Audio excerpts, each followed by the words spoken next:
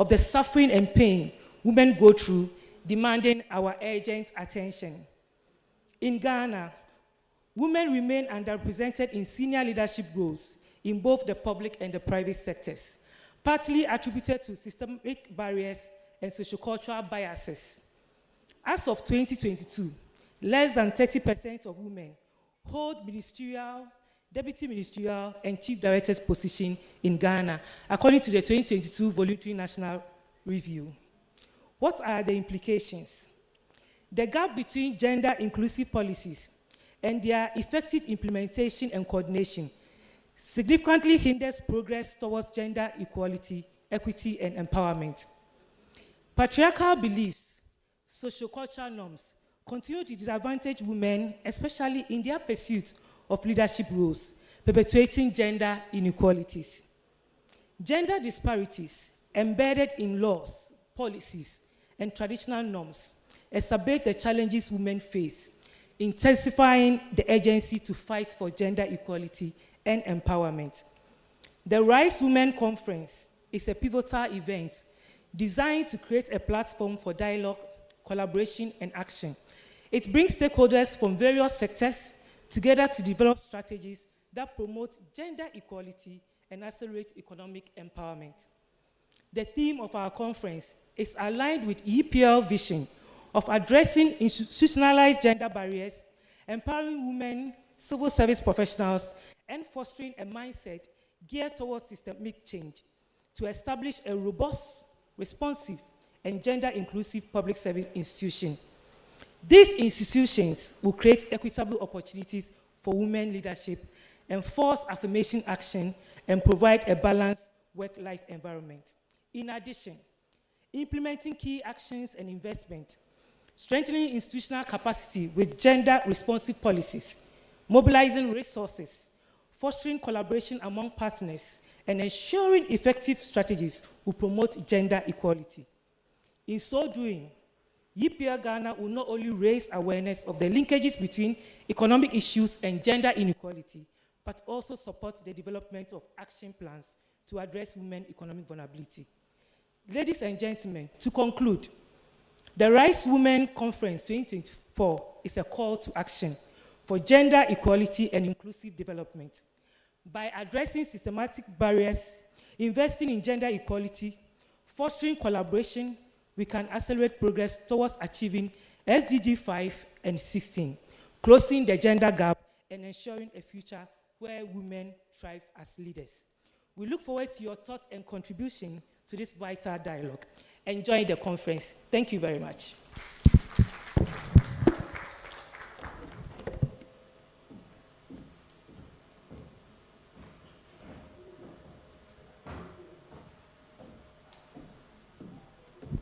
Thank you very much. It's the turn of one woman that has totally reformed and brought a lot of attention when it comes to the HR space.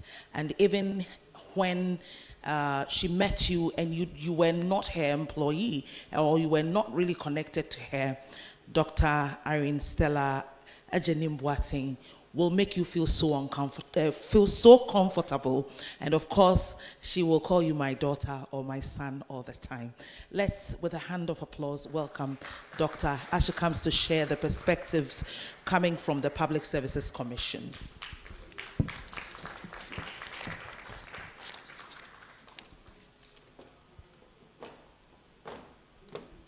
I would want to say a very good afternoon. I guess it's afternoon to all of you. If it's morning, just change the afternoon to morning.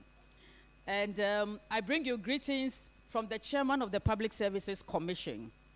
And it is with much pleasure that I personally, extend my appreciation to the organizers of this conference for inviting me and for the honor to make a few remarks at the Rise Women Conference and on the topic, Empowering Women for Economic Transformation, a path to gender equality and inclusivity. The subject of women empowerment, equity, equality, and inclusiveness is so dear to my heart. And I guess it is same with most of us gathered here. It is even more exciting to know that this conference is happening at the time when the Affirmative Action Bill has just been passed by Parliament.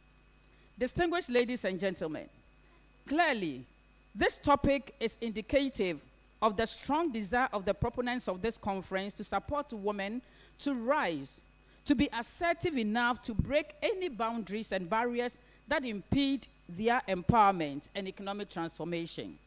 Typically, some women, more often than not, fixate their minds on their challenges, frustrations, apprehensions, disillusionment, and finally, we resign ourselves to our fate, throw our hands in despair, as if all hope is lost. This attitude, unfortunately, together with some societal stereotyping and inhibitions, have crippled the efforts of us women to rise and be bold, to be empowered, and to be equipped to get involved in giant economic activities that can transform our lives. Distinguished guests, empowerment in itself is the process of increasing the capacity of an individual or a group of people to take action to better their lives. Women, by our nature as caregivers and nurturers, must, as a matter of utmost importance, be given the space to gain economic power, not in a tokenistic way, but in a fully unrestricted manner that enhances our opportunities to have equal and unfettered access to funding, compete equally for positions that have economic attractions, participate in local and international trade, as well as other sustainable economic activities which have the potential to catapult us women from the societal branding of economic dependency syndrome to become contributors to family well-being, personal transformation, community and national development, and that will endanger diversity, equity, and inclusion for an equitable society. Women empowerment, which can be translated into economic transformation, is significantly premised on educational empowerment. Providing women with education, knowledge, and skills, including being technologically savvy, boosts our confidence and capabilities to boldly seek for high-paid jobs which support our economic transformation. We cannot discount the relevance of education for women in our world today. If we want women to be empowered and economically transformed, women must therefore take advantage of policies and opportunities that provide flexibility in acquiring knowledge at all levels and dismissing all barriers that inhibit our growth and transformation. When you have acquired such expertise, whenever roles become available, whether in the private or public sectors, our adequate preparedness and confidence in ourselves will propel us to put ourselves forward. There are times that as women, we want to be 100% ready before we put our hands up. But for our counterparts, our male colleagues, even when they are 60% ready, they will put their hands up because they know that they can learn the 40% that will be, that will be their gap. And therefore, as women, we are saying that we need to acquire our expertise, we need to be always prepared, and we need to put our hands up and put ourselves forward. Whatever our gaps are, we will be able to support ourselves and grow. So enrolling in schools to study, or in apprenticeship to learn a trade, or in mentorship to sharpen our skills should not be taken for granted by us women. These are the things that will build our capacity, empower us, and give us that readiness towards the journey of economic transformation. We should not underestimate the power of education as a catalyst to women empowerment and economic emancipation. As women, we must necessarily improve continuously in our visibility, our negotiation skills, our networking, and communication skills, as well as stakeholder management. These open doors for us as women to take our rightful places and be empowered enough to transform economically. Women's empowerment accelerates organizational growth and improves decision-making because they bring different perspectives. As women, we bring different perspectives to the table and consequently to decisions. When the decision is skewed towards one gender, obviously, they do not reflect society. And therefore, getting women on your decision-making table is a necessity and not just an option. But one thing I want to say is that as senior and experienced women that I find in this room, we have a duty to share our bright ideas, and we must meaningfully engage in lifting others whilst we rise. And this must be intentional. Without intentionality, we cannot deliver on that duty. So let us be able to document, to hold people, to share our experiences, to share our success stories, to share our failures with other young women who are coming up, so that the learning curve for them will be shorter and they can rise even higher than we have. And that is why, as an individual and as a person, and I believe there could be others in the room, I have taken the trouble to document some of my experiences in a book, which I call The 100 Career Nuggets, Keeping It Punchy. And that was launched just about 3 weeks ago, and I believe that most of you can have copies when you get out there. It's important for us to share these thoughts so that others can learn from that. We need to grow our women to take up the mantle of career, to take up the mantle of leadership. We cannot play second fiddle anymore. We want to get out there, and therefore let us aspire and let us help other women to aspire to higher heights. Legislation, policies, and regulations must be enacted and formulated to support women. For example, alternative working arrangements that can accommodate an effective work-life integration, women and child-friendly working environments, so women can also make their gains at the workplace. Such legislations, policies, and regulations should be targeted at helping women entrepreneurs as well, so that they can also expand their enterprises in the formal and informal sectors, transform their individual lives, transform their economic standing, and contribute to others and to national development. Based on these discussions, my dear colleagues here, it goes without saying that women empowerment and economic transformation are to be equated to societal empowerment and its economic transformation. And therefore, on that note, I wish that at this conference, we will get some action points that will really be the call to action and move us as women to get to the next level and to carry other women along, obviously knowing that our men will be ready to support us and go on that journey with us. On that note, I want to say thank you so much, and let this conference be a successful one. Thank you.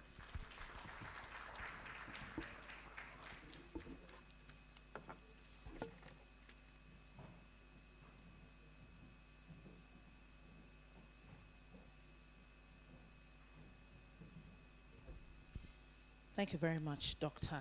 And we will continue the program, having heard that we need to move away from the imposter syndrome, which women face largely as compared to men, and the need for regulation, especially when it comes to child care. I'd like to invite to the podium from HQ, that's Head Office of Emerging Public Leaders, Richard Ni Okai was the Programs and Learnings Director, to come and share a few words.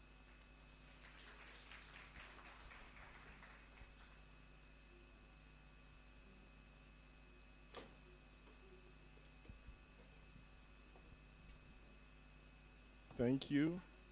With Dr. Stella's permission, if you have your mom in the space, you can take certain advantage. So I'm taking advantage of all the protocols that she has established. Tomorrow I'll be speaking on the topic promoting youth and women leadership in public service. So this a short statement on behalf of EPL leadership in support of this program. Together we stand united with one purpose: to address and overcome the enduring challenges of gender inequality and women's poverty. Across the globe, women bear a disproportionate share of extreme poverty. More women find themselves in dire circumstances compared to men, held by institutional weakness, outdated social norms, and financial barriers that perpetuate gender inequality. This conference is dedicated to accelerating our progress towards gender equality by tackling these critical issues.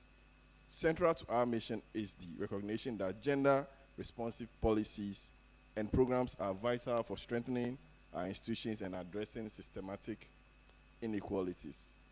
We expect that the gathering will deepen our understanding of the intersection between poverty and gender inequality. Through our discussions, we aim to develop concrete action plans to mitigate women's economic vulnerability, to enhance collaboration among diverse stakeholders. By mobilizing resources and building support for initiatives that promote gender equality, we can make significant strides towards empowering women and girls, both in Ghana and globally. I'll therefore, on behalf of the leadership of Emerging Public Leaders, thank all our partners who have held our hands in our 15 years journey in promoting youth leadership in public service. Not just youth, but even empowering the women in this group that are marginalized comparing to our men. Some of us are blessed to have been pushed by women. And research has proven that if you have women around you, your productivity and your progress is much more faster than having the gender that I belong to. It means we have to give women the space if you want to climb higher. Together, let us continue to commit to driving meaningful change where gender equality is a reality, but not just a cliche. Thank you very much.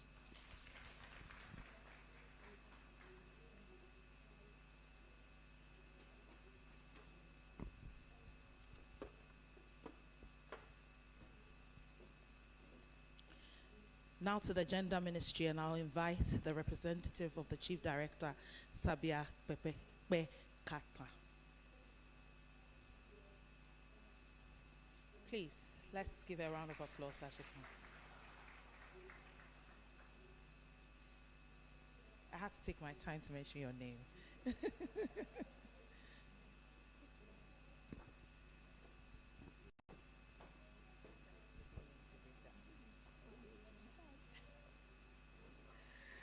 Good morning, everybody. Please, I'm delivering the statement on behalf of the Chief Director of the Ministry of Gender, Children and Social Protection, Dr. Efisa Zakaria. She's asked me to extend her sincere apologies to you as she's away on an equally important assignment. I read on her behalf. The chairperson, Dr. Evans Agridako, who is also the head of the Civil Service of the Republic of Ghana, the Vice Chair of the Public Services Commission, the Country Director of Emerging Public Leaders, Madame Amwa,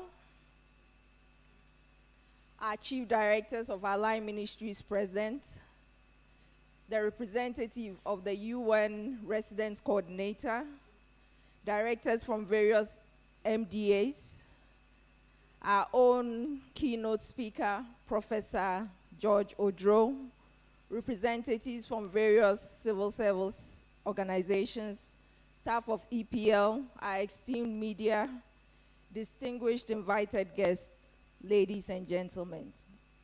I deem it a great honor to be in your midst and to address you distinguished stakeholders and guests at this Women Rights Conference dubbed Accelerating Gender Equality, Ending Women's Poverty and Empowering All to Achieve Sustainable Development Goal 5. I would like to take this privilege to extend the warm greetings from the Ministry of Gender, Children and Social Protection, and to commend emerging public leaders of Ghana for their work in promoting gender equality and women's empowerment. Particularly, the ministry takes note of your collaboration and support in commemorating this year's International Women's Day in March. Your gesture is a real indication of your commitment to gender equality, and we look forward to future partnerships in this area. Ladies and gentlemen, the theme for this conference, Empowering Women for Economic Transformation, a Path to Gender Equality and Inclusivity, is indeed a critical subject to delve in as stakeholders working together towards achieving gender equality. In this year's opening of the 68th session of the Commission on the Status of Women in New York, the UN Secretary General made a profound statement that poverty had a female face and advocated for a financial architectural reform that will accelerate the attainment of gender equality. This statement undoubtedly led to intense discussions and interventions to promote women's financial inclusion and their economic transformation for sustainable development. Ladies and gentlemen, the economic landscape today is as a result of varied interventions and countless contributions from diverse entities, both public and private. However, it is critical to acknowledge that women, who constitute half of the world's population, have been underrepresented in this narrative. This underrepresentation is not just a social injustice, but it is a missed economic opportunity for sustainable development. The question, therefore, is how stakeholders can ensure that women's capacity are built in order not to miss out on economic prospects, entrepreneurial opportunities, and other financial services and products. Ladies and gentlemen, many scholarly works have shown that when women are given equal access to education, health, as well as economic opportunities, economies grow stronger and societies become more resilient. Therefore, it is only right that we upgrade our advocacy and awareness creation strategies for such economic opportunities for women. The Ministry of Gender, Children and Social Protection has, over the years, shown its commitment to the gender equality agenda through policies, interventions, and programs that are aimed at integrating gender concerns and inclusivity in our socio-economic development agenda. The ministry therefore collaborates with the Ministry of Finance, the Ministry of Trade and Industry, and the Ghana Enterprises Agencies, among others, on projects and interventions geared towards women's financial and economic inclusion for transformation. Ghana, as a member of the African Union, is prioritizing the development of strategies and policies to accelerate the financial and economic inclusion of women and youth through the African Union Women and Youth Financial and Economic Inclusion Initiative, dubbed YFA 2030. We take this opportunity to call for stronger partnerships with financial institutions, development partners, women and youth-led CSOs for the implementation of the YFA initiative in Ghana. This would be done through the provision of innovative financial products and services that are affordable and accessible to women and youth in Ghana. I would also like to take this opportunity to urge all our civil society organizations working in the area of women's financial inclusion and economic empowerment to deepen capacity building and training of women, document and publish success stories of the impact made with such interventions in order to track progress over time and within the decade. Ladies and gentlemen, a recent occurrence that is refreshing in the gender equality space is the passage of the Affirmative Action Gender Equality Bill into law by Parliament, which is now the Affirmative Action Gender Equity Act 2024. This is set out to address gender imbalances in political, social, economic, educational, and cultural spheres of society. As a matter of fact, we see this as the highest recognition of inclusion, for which implementation calls for all hands on deck for maximum results and impact. I would like to conclude by calling on all stakeholders to be committed to the agenda of ensuring women's financial inclusion. Your insightful inputs at this conference will help chart the path to strengthen institutions as well as empower our women with the relevant knowledge and skills for the economic transformation in Ghana. I wish you all an insightful and fruitful conference. Thank you for your attention.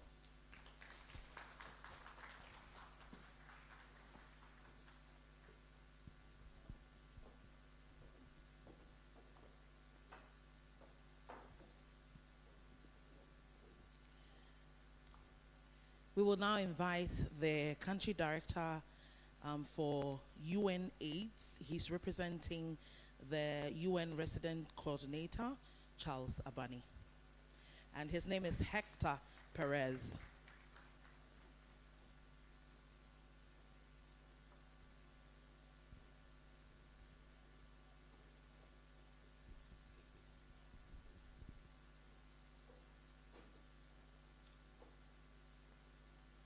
Thank you. Good morning.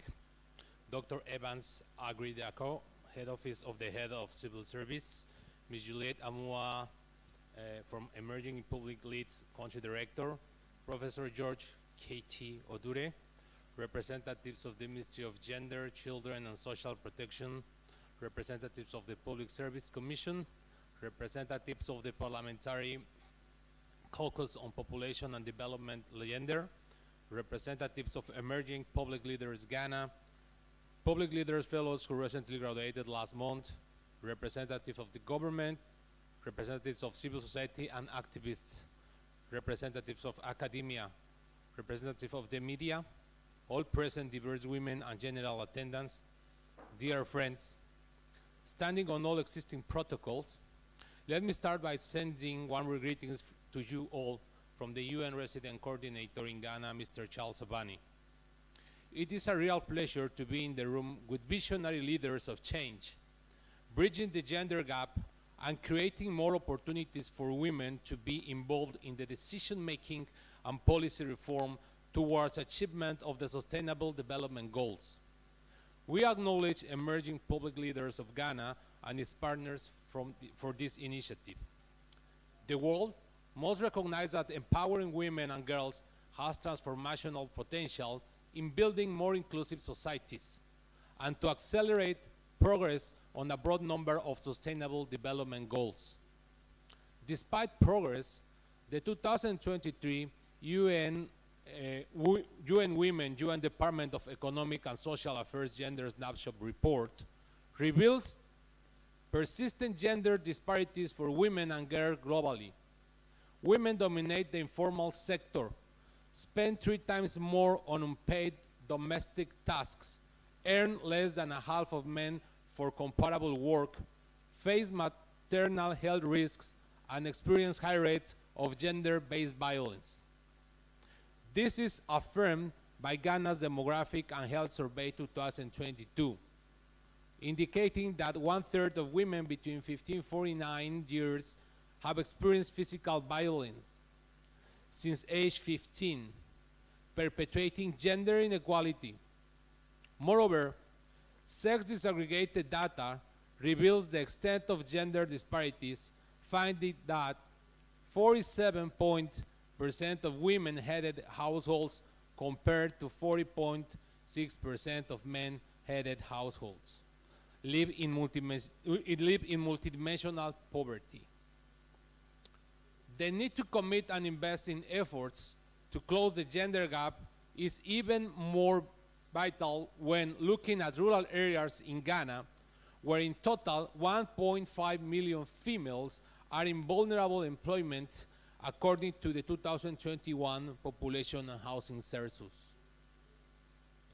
Policy development and aggregation of data require women's inclusion, male leadership, and active participation in order to support gender equality. And men must be key promoters of this and strongly join their voices to this urgent call. We need to stand with women in this fight against inequalities. Low participation in governance and public decision-making processes continue to impede the full actualization of women's rights as enshrined in Article 21 of the Universal Declaration of Human Rights. Women's representation in the current parliament in Ghana is 14.54%. This is lower than the UN recommended rate of at least 30%. Moreover, women remain in small numbers in similar leadership positions, where they represent 27% in major companies' governing bodies. However, to only draw upon the challenges faced will be to undermine the incredible role that women have been playing. Accordingly to the Global Entrepreneurship Monitor and World Bank statistics, women constitute approximately 46% of the entrepreneurial workshop in Ghana. This figure is not merely a statistic. It serves as a testament to the significant strides women are making across various sectors, such as agriculture, healthcare, technology, and education, just mentioning a few of them. The African Development Bank projects that elevating women's participation in the economy has the potential to boost Ghana GDP by an impressive 12%. Importantly, the 1992 Constitution provides Ghana's domestic legal foundation with Chapter 5 mandating the protection of the human rights of the citizenry, including women. In this regard, Ghana has ratified several international treaties, including the Convention on the Elimination of All Forms of Discrimination Against Women, and the African Charter on Human Rights, and the African Charter on Human and People's Rights, including the Protocol on Rights of Women in Africa. With Ghana's recent membership to the Human Rights Council and support towards universal periodic review, recommendations on gender equality and non-discrimination, the country has signaled its intentions to comply with these international human rights obligations as well as the global agenda for development. Moreover, national efforts to implement gender equality laws include the promulgation of various policies and development of a variety of mechanisms to ensure access and participation of all children, especially girls. This includes gender training for education professionals to address barriers to girls' basic education, especially till junior high school. Furthermore, it's important to note that this event also comes in the wake of the passage of the Affirmative Action Bill in Parliament, a real victory for advocates of gender equality. This bill seeks to effectively redress social, cultural, economic, and gender imbalance in the country based on historical discrimination against women despite the jure equality between men and women. Given Afrobarometer's recent data indicating that more than half, 50% of Africans say women who run public office are somewhat or very likely to be criticized, called names, or harassed by others in the community, this bill is extremely timely in addressing these concerns and in seeking to increase the number of women in decision-making by 2030 in this country. We celebrate the national efforts to tackle these issues and called for the advancement of this process, which is vital in ensuring that women's voices are heard in legislation and policy making, taking into consideration the work being carried out by the African Continental Free Trade Agreement and the Accra Initiative, among many others. The UN in Ghana is committed to removing barriers to women's empowerment. Gender equality across all the work of the UN, and in Ghana is not the exception. The integration of the principle of leave no one behind is integral to our cooperation framework and its three pillars, which are inclusive economic transformation, equitable access to social services, and durable peace and security. We have several key initiatives aimed at combating challenges for women around policy, data, difficulties of access to profitable markets, including the Ghana Accelerator Lab, an initiative of the UNDP, which is mapping implications of the African Continental Free Trade Agreement for hard-to-reach and often marginalized groups, focusing on the informal sector, women, youth, urban, poor, and rural and cross-border communities. They will identify and test solutions for them to take advantage of economic and social opportunities. The UN is also supporting the Ghana Statistical Service in producing data, statistics, and policies for national development with specific focus on gender-related data development through agencies such as the United Nations Population Fund. The United Nations Industrial Development Organization launched the National Casing Initiative for MSMEs with Ghana Enterprises Agency and Japan, aim at scaling up of Ghana's national initiatives on micro, small, and medium enterprises promotion. The International Labour Organization has been implementing a productivity improvement training program with a focus on women, and which seeks to promote productivity growth for decent work, combining different approaches that strengthen productivity drivers across policy, sector, and enterprise levels.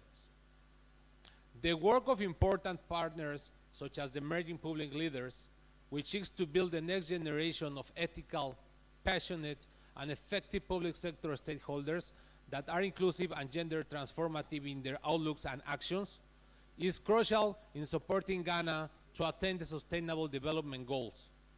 However, as highlighted, we crucially need more focus on investment in women and gender equality, enabling a conducive environment in which to do so. Moreover, for the inclusion and leadership of women in important policy development. To this end, I reiterate that we need to focus on elevating women's voices and leadership, and I believe today is an excellent step forward in providing a platform to access and create opportunities for women to reduce poverty and lead the way to achievement of the SDGs, Sustainable Development Goals. The call for action is now. We need to urgently contribute in transforming the role of women in our society by empowering them to become leaders and agents of change in this country. I wish you all a successful journey and a comprehensive exchange of knowledge in this conference. Thank you a lot for your time.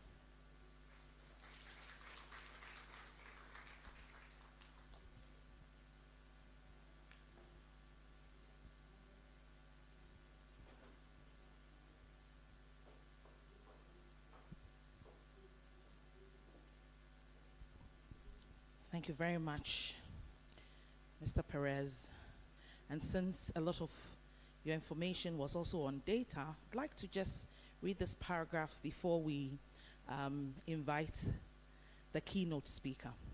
It says, it's actually a statement coming from the former World Bank Group president, who says that data offers tremendous potential to create value by improving programs, policies, driving economies, and empowering citizens. The perspective of poor people has largely been absent from the global data on data governance and urgently needs to be heard. On that note, I'd like to invite Professor George K.T. Odro, who holds a PhD from the University of Cambridge. He's the Professor of Education Leadership and the immediate past Vice Chancellor of the University of Cape Coast, Ghana. Please, let's give him a round of applause as he shares the keynote. Thank you very much. Before I begin, let me make a correction. I'm the immediate a former pro-vice chancellor, not a former vice chancellor. And I'm not a dean, I'm a former dean. Dr. Chair, with your permission, I'd want to associate myself with all protocols earlier acknowledged. Let me begin with two issues. The first issue is the scare of titles, especially when I'm introduced as a professor. The reason, very simple. One day, my son, JHS1, came home with an assignment. And then he asked if I could help him because he did not understand the assignment, homework. I looked at it and realized that it has something to do with ICT, specifically CPU.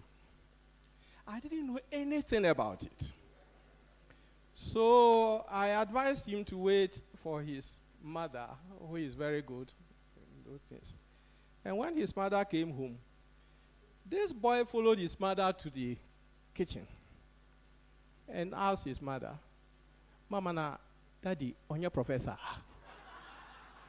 "Mommy, is Daddy not a professor?" So long as he is concerned, the professor must know it all. I just want to say that I'm here to provoke thoughts. I don't know it all.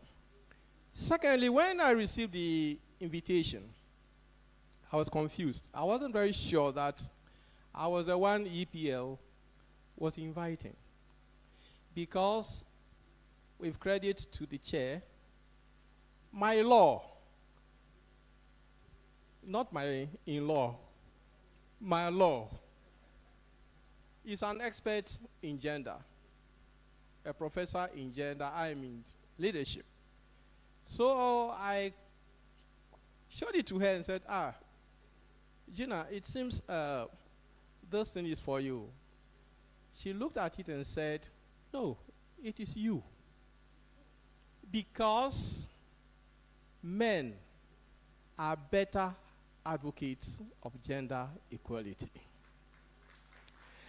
And so he gave me the permission and the support to make this presentation. And I must say that if my presentation does not sit well with you, I take the blame. If it sits well with you, the honor goes to Professor Georgina Odro, not me. In this presentation, I want us to just have an overview of the SDG 5 briefly to remind ourselves, look at the current state of gender equality in Ghana, then ask the big question, why do we need women's empowerment? The big question, why do we need women's empowerment? Then give an overview of some interventions. Earlier speakers have mentioned lots, so I will not spend time on that. Then we engage to find out what are some of the challenges that we encounter in implementing women empowerment interventions, and then look at the pathway or the way forward. Fundamentally, if we look at the 17 Sustainable Development Goals, we realize that The rationale seeks to attain three key things. One, to end poverty, protect the earth, and ensure peace and prosperity for all by 2030. Hence, specifically, SDG 5 seeks to achieve gender equality and empower all women and girls by 2030, end discrimination and ensure equal access to education, health care, and economic opportunities. This calls for inclusivity.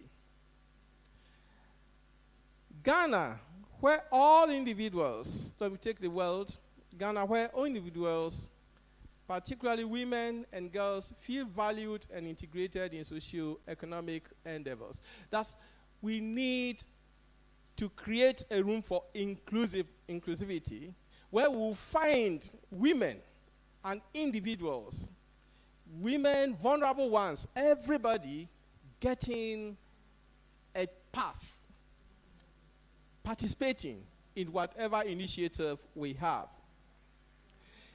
It calls for a workplace where individual differences in the workforce are valued and where all are made to feel welcome and accepted, irrespective of tribe, color, height, size, religion, political orientation, or any other difference you can think about. Let's try to find out sex and gender. I note from some organizations, when you are applying and you get the application form, you will find sex. Then now it is changing to gender. It can be very confusing. So I think we need to contextualize that. And here, sex from the literature simply refers to the biological classification of male and female. It is universal for all. Wherever you go to, across the ocean, wherever you go, if you are male, you are male. If you are female, you are female, except when you want to go the other way. Want to go the other way. And sex is very difficult to change. Even though now science has brought in a number of innovations that try to change sex. But even that, we find that if you are male, you will still feel being male. If you are female, you will feel being female. Gender, on the other hand, is linked to society. It is a social construct that vary from society to society. It is socially constructed, as I said, with roles, behaviors, and expectations associated with being male or female. It is defined by individuals' behavior, appearance, mannerisms, relationships, etc., as perceived by society. And when I talk about mannerisms and behavior, it reminds me of when I was young. There are some men you meet and then they start calling them Benyimbesia because they behave like they are men, but they behave like women. Benyimbesia, we have those things in our context. Now, gender equality. What is it? And thus explains, if you see equality, creating equal opportunities for all, giving people the same thing. And here I think if we take the free SHS concept as an example, we realize that it is promoting equality. Everybody, irrespective whether you are poor or not, you have advantage. You have access to it, equality. But we realize that when you focus on equality, the disadvantaged one still remains disadvantaged, irrespective of what you have given, you still remain disadvantaged. The advantaged is rather help to add value to the advantage. So that is equality. So it's a situation where boys and girls, men and women enjoy the same rights, privileges, resources, opportunities, or other equal opportunities. It connotes treating everyone the same without regard to individual differences or unique needs. That is equality. Then equity relates to fairness of treatment for women and men according to their respective needs.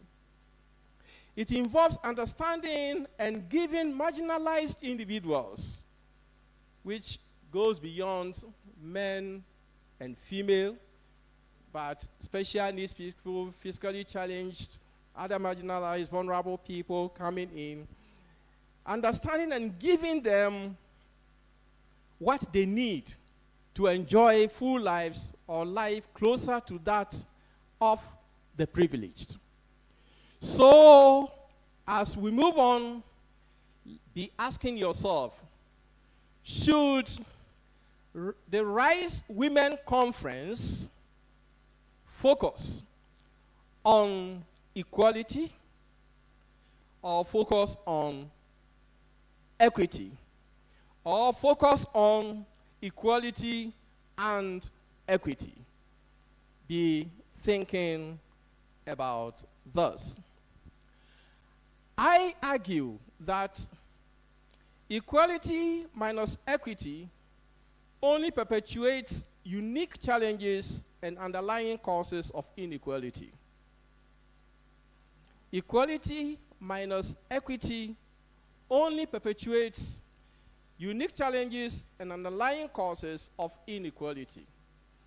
So you provide the same opportunities, equal opportunities, and yet individuals who have challenges will still be wallowing in those challenges, even though the opportunities are equal.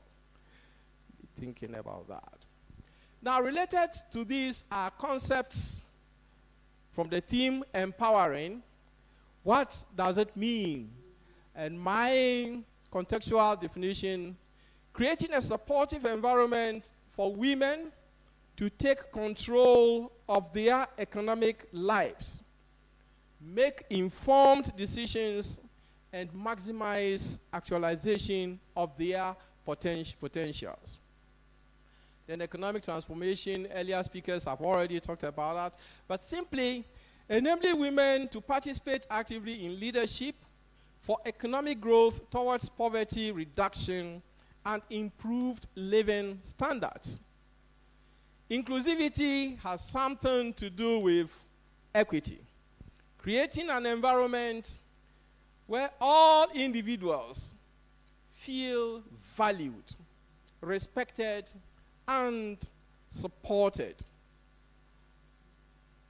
So these three concepts must be in our mind as we move towards the rationale. Why empower women? The chair earlier mentioned or referenced Kwiji Agri, and I recap. If you educate a man, you educate an individual. But if you educate a woman, you educate a nation. And the same Kwiji Agri had used to say, a woman with an education is a woman with a future. A woman with an education is a woman with a future. Then one writer, Saka, also attributing this to Kwiji Agri, says, when a woman is educated, she becomes a better wife. And I can give testimony to this. My wife is the best wife. A better mother, and she is, and a better citizen. When a woman is educated, she becomes a better wife, a better mother, and a better citizen. So, why empower? You empower them because when they are educated, they become a great asset to the society, to the family, and to everyone.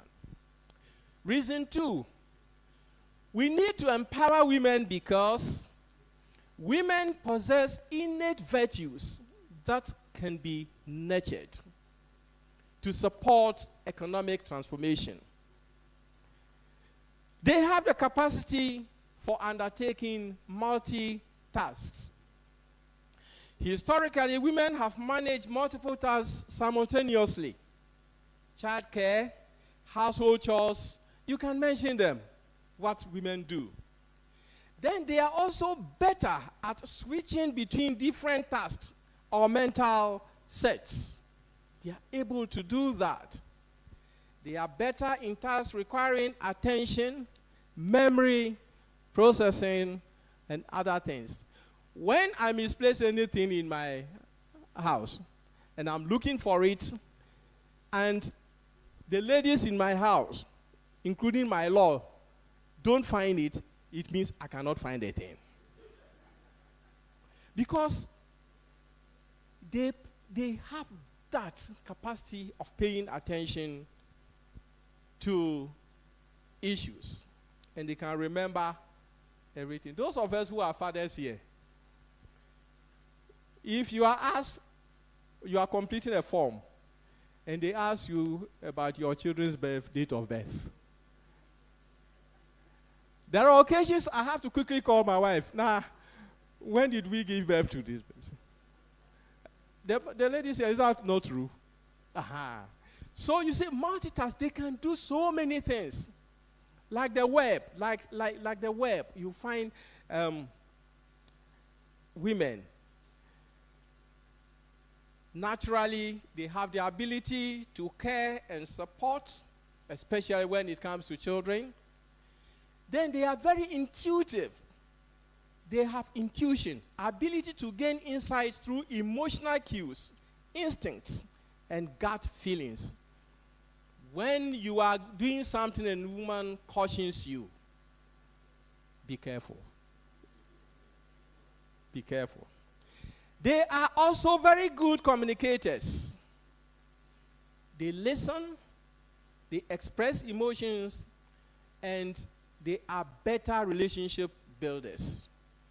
Women. They are very resilient.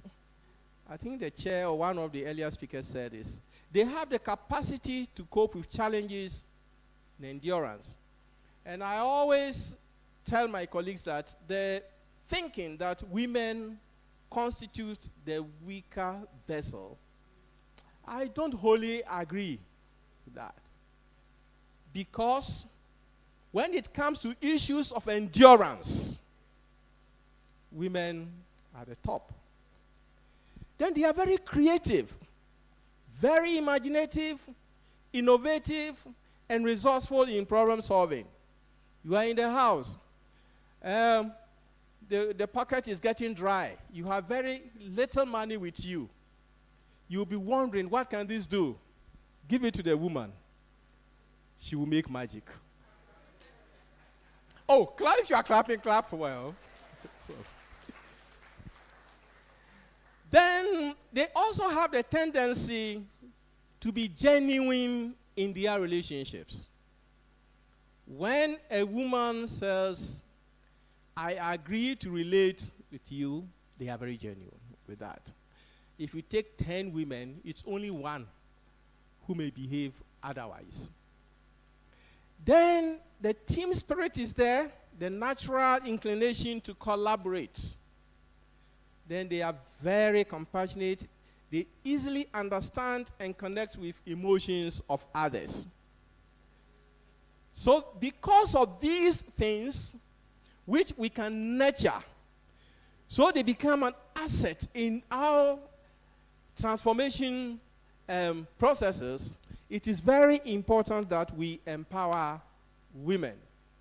Now let's get to the Garden of Eden. Normally when we look at women in the Garden of Eden, we look at them from a negative perspective. But I want to challenge you to look at the positive perspective of women, the woman in the Garden of Eden.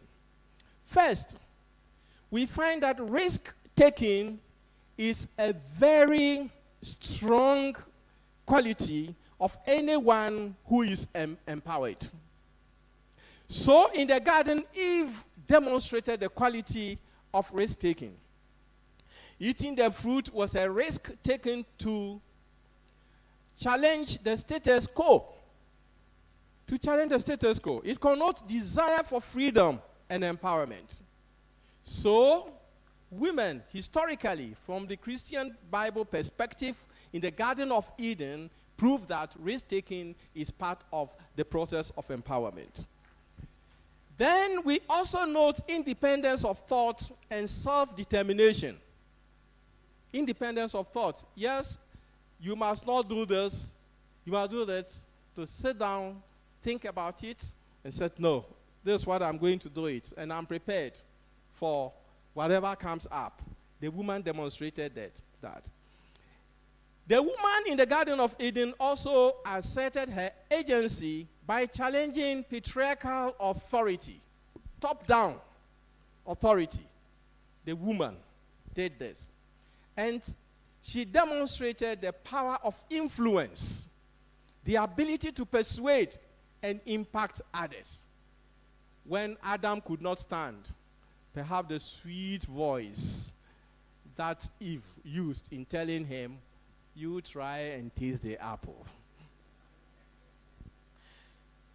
Then we realize that all these 5 virtues I've mentioned here connotes that Eve in the Garden of Eden set the tone for future generations to assert their own empowerment, as we've gathered here to do today with the Rise Women Conference. So when you are looking at Eve in the Garden of Eden, don't just look at the negatives. Look at the positives within the context of women empowerment.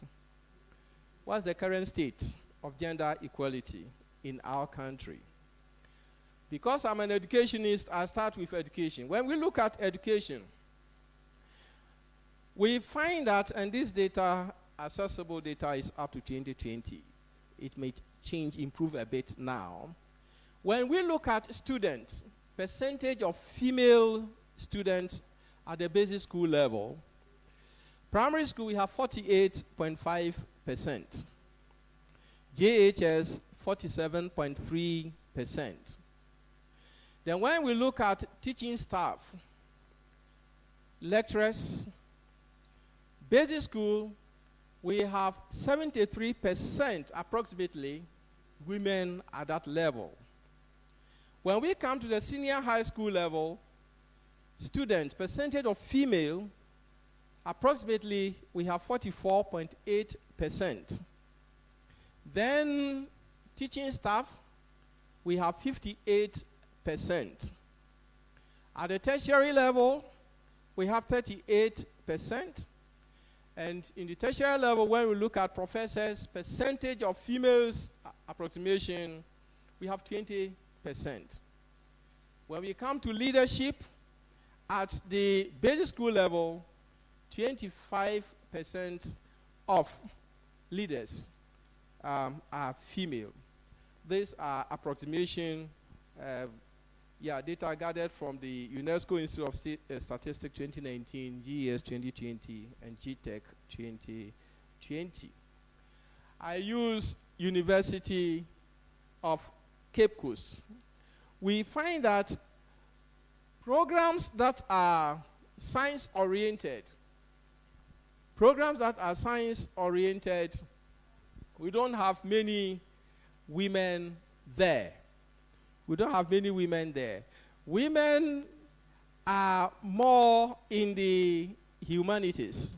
We have so many women there. Please, can you, the slides, can you, yeah. So we find the first one, College of Agric and Natural Sciences. The blue represents men, and then The other color represents women. So College of Agric, look at it. The only place where you find that women are coming up, College of Distance Education, support services, but all the others, and the College of Health and Allied Sciences, specifically when you come to medicine, we have more women now coming up there. So if we look at this, we find that in spite of the achievements that we have recorded, we still need a lot to do so far as women are concerned. I took interest in looking at the health sector. And I noted that when we come to nursing and midwifery, we have 87.2% women in that subsector. But when we come to medicine, doctors, medical doctors, we have only 32.8%. When we come to community health workers, we have 73%. In pharmacy, we have 46%. Then the hospitality industry, I developed particular interest in the cooking aspect because generally we know when we talk about the home, the kitchen, it is the woman, where they cook without being paid. But in the hotels where money is attached to cooking, female chefs, only 21.1%. Meanwhile, when we say who are the cooks at home, it is who? The woman. But because money is attached, executive chefs, we have 12.5%. Line cooks, 25%. And kitchen assistants, 30%. Then the fisheries. Because I come from Cape Coast, I was interested in that. Overall participation, we found that the percentage of females engaged in those, we have 12%. But when we come to processing, fish processing, we have 60%. And when we come to leadership roles, we have 10%. And in terms of access to training and education, only 20%. Now, a review of some of the interventions. Earlier speakers have mentioned, so I'll just run through. The freshest one we've already talked about is the Ghana Affirmative Action, which took so many years to get passed. Then our own constitution, the chair referenced that earlier. Then the Convention on the Elimination of All Forms of Discrimination, to one of the speakers mentioned that. The Foundation for the Advancement of Women's Education, FAWE. We have the Ghana Federation of Women Lawyers, Ghana Women's Peace Network, and this movement, 31st December movement, was a catalyst for female empowerment. Okay, so we have this and many others that we can talk about. All these interventions are there, very nice. But how are they impacting on women at the workplace, in the society, community where they live? How are they impacting on them? There are challenges. There are still entrenched cultural and social barriers that are inhibiting the full realization of the intent for which those interventions were put in place. One day we had a visitor who came to Cape Coast for a conference. And so he alerted us that he was at Coconut Grove, those of you who know there. So in the evening, we wanted to be sure he was there before we moved from where we live, our residence, to the place. Then my wife phoned up. Someone picked the call and asked me, so he's not there. So my wife told the person, when he comes, tell him that Professor Udru called. That will be calling again. Then the man said, okay, Professor Odro Yeriwahu. Then so no, Professor Odro, Georgina Odro, Professor Odro Yeriana said, he could not just believe that a woman can be a professor. You know, that is a stereotype, that cultural. And there are cases where consciously people prevent women from advancing higher the education ladder. These are there. I have experienced it myself. When my wife was about going for her PhD, a colleague, a very concerned colleague, came to me and asked, George, what am I hearing? That you are supporting your wife to go for the PhD. Haven't you heard or seen what is going around us? Because there had been cases where colleagues had traveled with their wives. The wives refused to return home with them. There are cases that colleagues have supported their wives. They came back and there was Bahala. So this was genuinely. So when he came there, I said, thank you for your concern, but my wife supported me to pursue my PhD. Why wouldn't I support her? She will be an asset to my family. And I say this to encourage you that, especially my colleague men here, that if your partners want to pursue further study, please encourage them. They will be an asset to you. Now I'm on retirement. Now, if my wife were not in active service now, it would have been a hell. So please, encourage your wives. Then patriarchal constructions about women and girls. Oh, as for women, that, as for girls, that. They are also hindrances. Limited access to funding and resources. Earlier speakers talked about that. Then multitask restrictions. At work, you find that because there are some biological constraints on women compared to men, you may all decide to accomplish a task within a certain time frame. But the woman will be disadvantaged through no fault of hers. And that also hinders.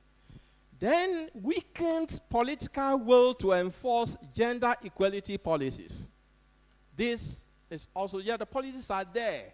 We brag, organizations will brag, we have gender policies, we have that, we have that, we have that. But how are they impacting on life of the woman at the workplace? These are challenges. So, what do?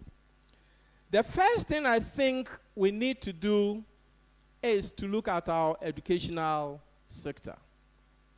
We need to improve access, not just access, but access to quality education for women, particularly those working in rural, less endowed contexts.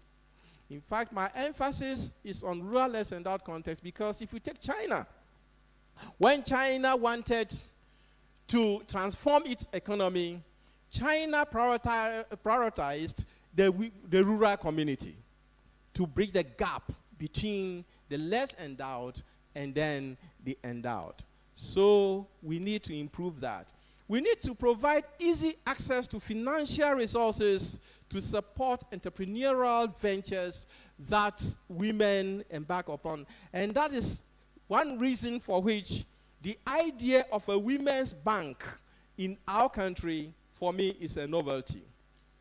We need to create a supportive environment to increase women's representation in decision-making positions. And hence, the Affirmative Action Act, for me, is very timely. My prayer is that it will not take so long a time to get it endorsed and implemented.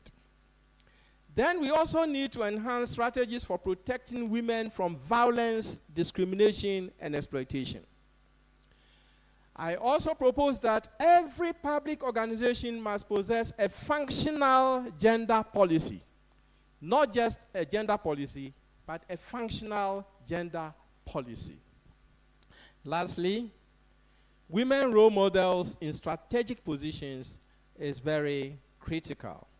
Role models, let's get role models. When young children find that women like the women we have here, go to their villages and the young ones see them, then they desire to pursue studies. The next one I want to urge you to consider is creating gender-sensitive leadership. Gender-sensitive leadership. It is key to women empowerment because, as the saying goes, one author even said, "Rot of a fish begins from the head." If the leader has not internalized the purposes of gender equality and equity, no matter what happens, he or she wouldn't create the environment for that to happen. And Professor Adai has one thing I like most. He said, leadership is cause. All others are effects. So if the leadership or the leader doesn't get it right, everything spoils. It is only when the public leader internalizes gender equality and prioritizes inclusivity in policy that women's poverty can be ended and women empowered to contribute meaningfully towards economic transformation in Ghana. On this note, I want to urge you and wish you a successful conference. At the end of the day, I'm very sure you would not only think about equality, but think about equity and inclusivity. May God bless you all.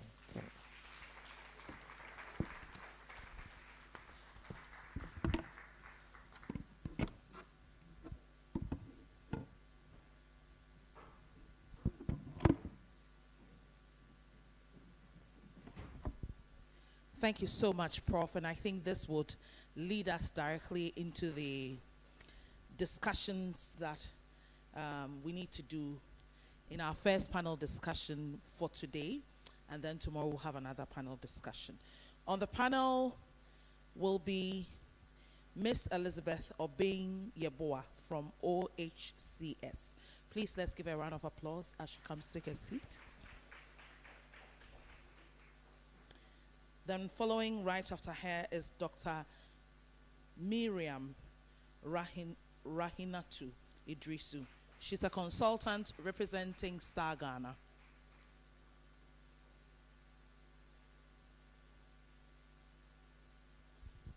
Please take a seat.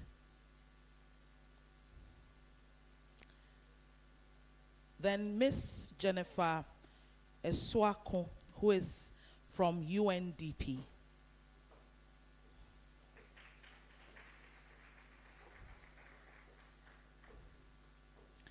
Then Professor Esmeralda Manfo, who is from KNUST, Sociology and Social Work.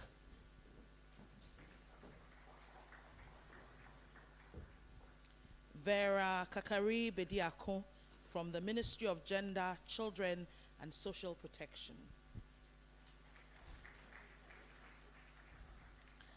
Then Daniel Fiave, who's from the Center for Gender Research, Advocacy and Documentation.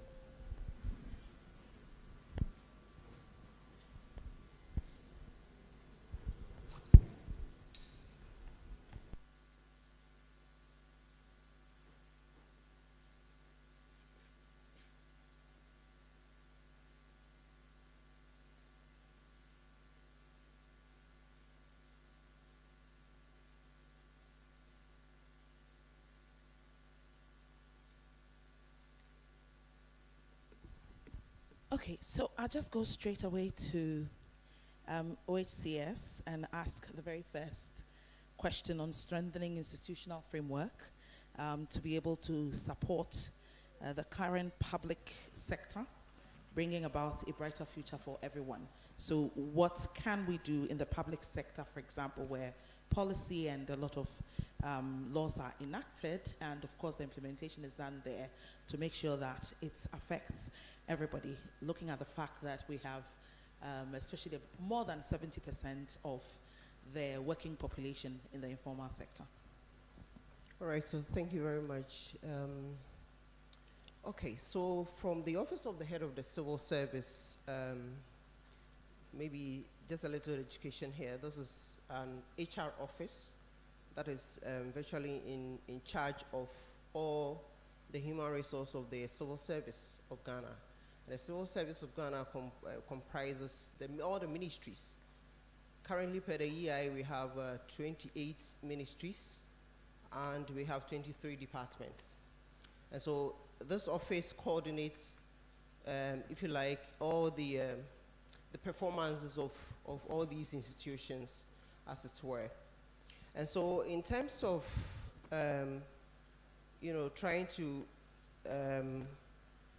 let me say, build a strong institutional framework, what we do at the Office of the Head of Civil Service is more of coordinating and directing as to how these institutions, as the ministries and the department, should go. The individual ministries and the individual departments, obviously the departments are the implementing wing of the ministries. The ministries are the policy and the monetary making bodies.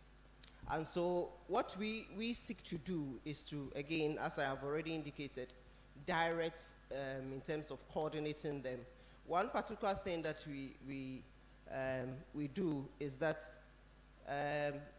per our legal requirement, we are supposed to put together all the performance of the ministries and their departments. And so, and then we submit it to the president, obviously, because we get all our resources for implementation of whatever policies or activities through the Ministry of Finance. We obviously also have some DPs also coming around, but most of our resources also come from the Ministry of Finance, which is directed by the presidency. And so we collate and we monitor and we direct as to how these resources are supposed to be used, and then we put together and we submit it to the presidency for them to know, or for the presidency to know how the monies, as well, literally, that have been given for all the activities that are supposed to be conducted within the particular year has been used. Okay, so in terms of that, maybe that is just to set the tone for that. We have, for most of the ministries also within a particular year, coming out with legal and regulatory reforms. Obviously, if there is a legal document that is being used, and because of the exigencies of time, it has to be reformed, the ministries in particular make sure that these reforms happen. And I'm sure Vera will talk about it. I heard Professor Drew also talking about it, but you've just heard that on the 30th of July, the long-awaited affirmative action bill has been passed. And so my office, or the office where I come from, have that supervisory role, ensuring that all these things are done in that direction. Let me just quickly add that these institutions have chief directors who are the administrative heads of the ministries. Obviously, the directors, the heads of departments, there are heads of departments at the departments as well, but the chief directors sign performance agreements with the head of service, who is the chair for this program. And in these agreements, they are telling the head of service that, okay, so within this particular year, these are the things that we think we can do, or to ensure that we are getting where we have to get to. All right, so for a particular ministry, if, let's say you take the Ministry of Gender, Children and Social Protection, whatever has to be done to ensure that there is a certain direction in ensuring a policy implementation, that is what they do. And it has to be featured in this agreement that is signed, the person was signed with the head of service. And at the end of the year, the head of service will go back to evaluate the chief director to make sure that what you set out to do, have you done it? And so in the nutshell, what I'm trying to say is that the Office of the Head of Civil Service has that directional role. We ensure that all these institutions, what their mandate says they have to do, they are doing it. Thank you very much, and that is indeed very important. Monitoring and evaluation, virtually, that's what is done at the Head of Civil Service. To the Gender Ministry, the much awaited bill has been passed.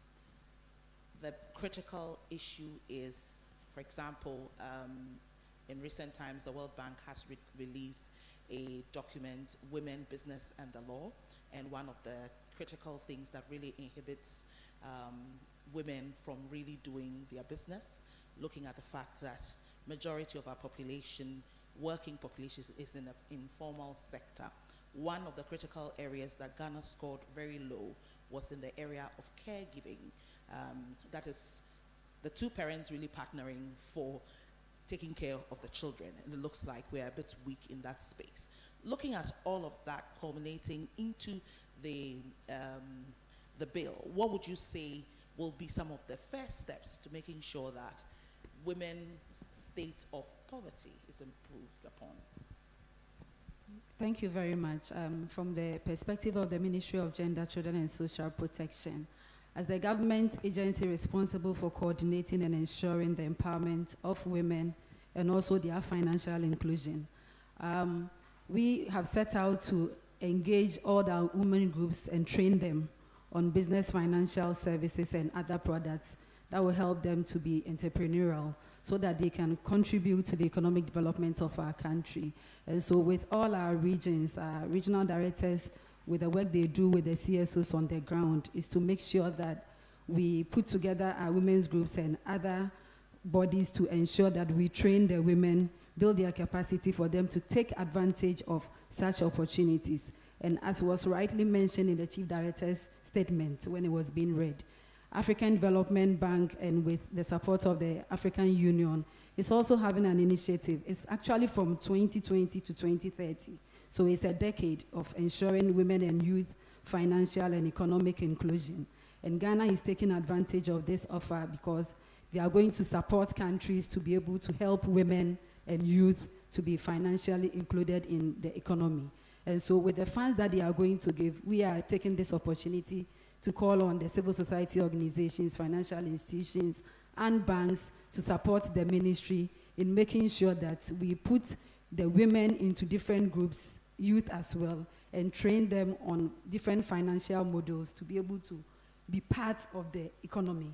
Because it is only when you train the individual with the technological know-how and all the things that they need to know on businesses that they can really function and be able to make it in society. And we are also making sure that as part of the process, they get advantage and also sell their products not only in Ghana but across the continent and even globally.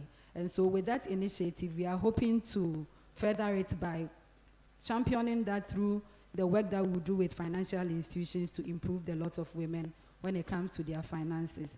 And we are not leaving the youth behind. Most of the time when we are talking about inclusion, your youth is also very important cohort that we need to also think through. And so we are saying here that we are building the capacities of both women and youth to make sure that they can contribute effectively. And with the passage of the Affirmative Action Bill into law, this is going to augment the process because the work is now beginning. It is not only the responsibility of the ministry, but we are going to partner with other state agencies like the Ghana Enterprises Agency, which also has the mandate of doing such training programs for women and the youth. And so this is an opportunity for everybody to find that institution in the implementation of the strategies to further the cause of the bill, now that it has been passed into law. And so a lot is now beginning. And so we take this opportunity to call on all our other stakeholders to work closely with the ministry so that we can ensure this. Thank you very much. I'm not too sure if you'll be the best person to answer this, and if this is a question any of you would like to take, I'll be glad. So I run a women organization as well, and I'm happy to be here having this discussion. One of the key things in terms of data that we have collected is that women-led businesses shy away from loans, taking a look at the fact that the interest rate is completely really high. And so you notice that comparing to their male counterparts who may want to take that risk, their businesses are smaller, their impact definitely becomes smaller comparatively. One of the ways they are looking for is a special regime. Now there are countless banks that say they have gender units, but actually do not function apart from really offering the same commercial services, but just touting it as a gender brand. And so I want to find out from you, what are the critical things that we should be looking at? Should we be considering some catalytic kind of funding for women-led businesses to thrive, to grow, to even reach that level where they can pick commercial facilities? And of course, like those who haven't even started at all, where lies the opportunities, you know, as business owners, especially starting from the perspective that we are currently majority in the informal sector. Of course, UNDP, you can share thoughts if it gets to your turn as well. Well, I like it for the fact that you said it doesn't really situate with the Ministry of Gender per our mandate, but because of our coordinating role, it is still something that we are interested in. And so we are seriously working with financial institutions to ensure that they have special products, services tailored to support women. And so not long ago, as I mentioned, because the Wi-Fi initiative was launched in Ghana, we took advantage as a ministry and invited some financial institutions to be part of the process, to understand what the African Union is doing for member states, for which Ghana has to take advantage. And so we are taking it from that angle, where we are now going to meet with those financial institutions that we got on board to have specific programs tailored specifically for these groups that you are talking about. Because it is one thing to say you are building the capacities of these women, but it's another for them to get actually the resources that they need to make their businesses grow. And as you mentioned, the startups, Ministry of Finance also has certain initiatives for startups. And these are things that we are all coordinating it together. We might not be able to do it alone because our mandate is to coordinate. And so that's why we are working closely with the Ghana Enterprises Agency, as I mentioned, and then the Ministry of Finance, to work with other financial institutions to put these strategies in place to support women.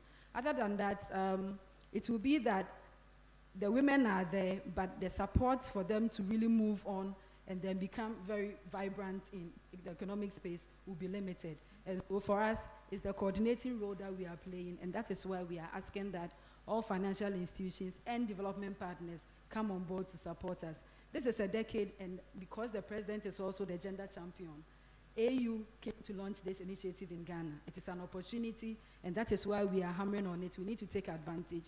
It's a big sum that we can take some for our women in Ghana, also taking advantage of the African Continental Free Trade Area that we have in Ghana here, so that at least women's businesses in Ghana can thrive, and they can also take advantage of the West African market, the African market, and even globally. Women in Ghana, some entrepreneurs are also part of a program that is being organized by the ECOWAS called the 50 Million Women Speak Project. And it's a platform that they have created for women across the West African continent to share ideas, experiences on businesses, and how they can even use technology to advance their cause and take their products outside the West African region to the other continents. And so these are platforms that we are leveraging as a ministry together with other stakeholders in the country to support our women. Yeah. So I'll go straight to UNDP, and please, can you pass the microphone to them? if you're still interested in answering that question, you can add it to the next question I ask. And it's in relation to an article you wrote on International Women's Day last year, looking at the use of technology as a catalyst. Ministry, we go a long way providing this information to quite a number of MSME women and youth-led that we are working with, and also creating platforms where these financial institutions interface with these MSMEs to share information about the products they have available. One other thing is also preparing them to be ready, providing that business development support, which is critical. Quite a number of them want, even those who want finance, are not prepared for finance. They don't keep their books. A lot of women in the informal sector just sell, collect their money. They don't actually keep their books. And so it's difficult for the financial institutions to know whether they are credit worthy to be able to give them finance. So we have been providing quite a lot of business development support. We had some partnership with us, Absa Bank and Empretech, where we provided MSMEs close to 1,000 that business development support, taking them through how to keep their books, developing sustainability plans, marketing strategies, branding and all. And we currently have an initiative we call the NIMDA series. You can follow UNDP. It's just a platform where we invite experts to talk to MSMEs. It's a hybrid version, online and also physical, on several topics related to growing their businesses. So that is very important. Providing them the support and providing the information of access to finance is critical. Now, coming to the issue of technology. We are in a technology age, and technology is key. Unfortunately, we have a huge gender digital gap, as we all know. Research has shown it. I mean, so many women, when it comes to digital literacy, we have more men being more digital literate compared to women. And also when it comes to technology, it's a key resource, productive resource currently, that women need to move from that level out of poverty. So how do we provide access to technology for manufacturing, those that go into manufacturing, even with branding their products? We have majority of our women in the rural area that are into agriculture. Where is the access to the simple technology that they need? Even now we have simplified that helps with climate smart agriculture. The access to those technology for women to drive them out of poverty is critical. For example, we have started working on a project in the palm oil sector. And we haven't gone into talking about some of the things that bring the situation, the barriers that creates the poverty situation. And these women, as you know, in the palm oil sector, they boil their palm oil in big pans with a lot of smoke that affects their health and all. And even it takes very long time for them to get the oil.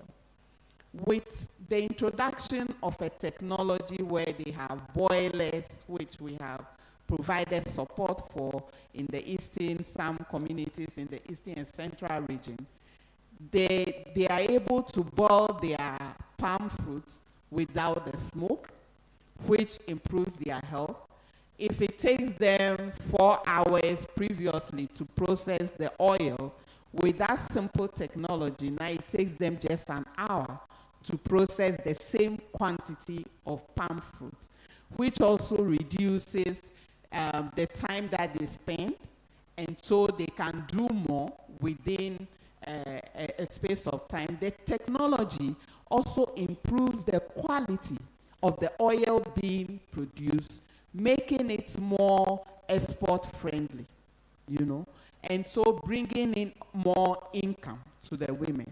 So technology can do a lot. We have supported some share, women in share butter with little machinery, which is helping them to improve better. marketing is one key thing. And going into the digital space, we talk about AFCFTA and all. It's not all the people that can travel out there with their goods, but some can sell online the goods. But if they do not have access to technology and how to use it to even market their goods, they are not going to move from that level of small to micro to medium, and then grow their businesses and earn more income to get out of poverty.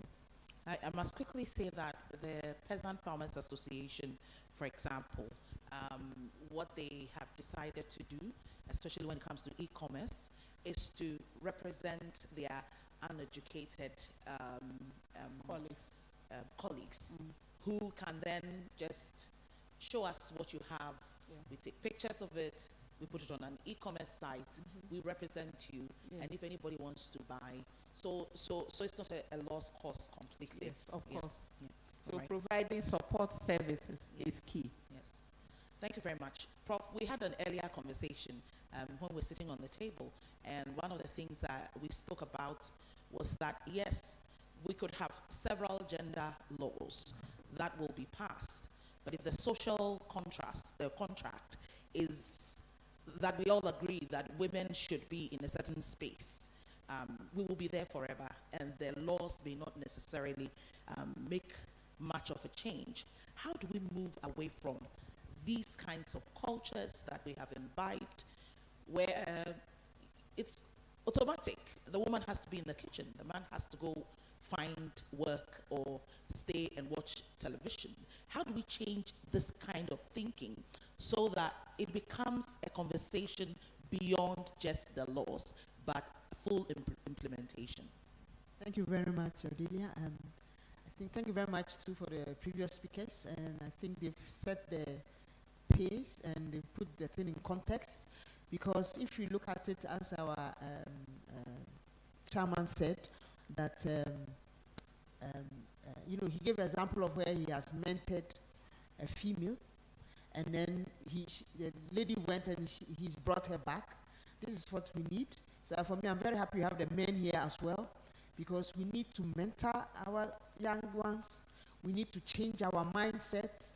Ghana is very good with the policies and all that. I'm sure Ghana comes high when it comes to Africa, all the policies. But when it gets to the ground, we still can't see the kind of policies that we have and how far we've come.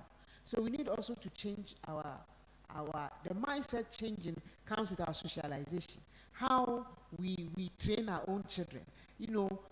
Poverty is gendered, and it is fundamentally the man is the breadwinner, the woman is the dependent. You see, Prof gave the example. He's a prof, the wife is a prof.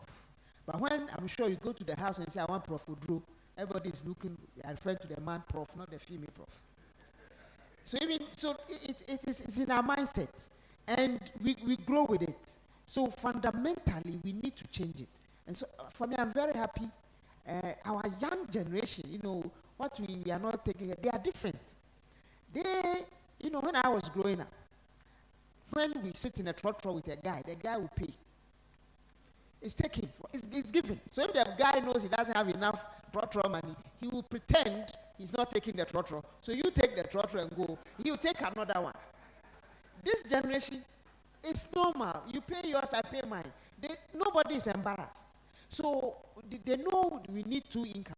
But still, somewhere it gets to a point, it comes back that the man is the breadwinner.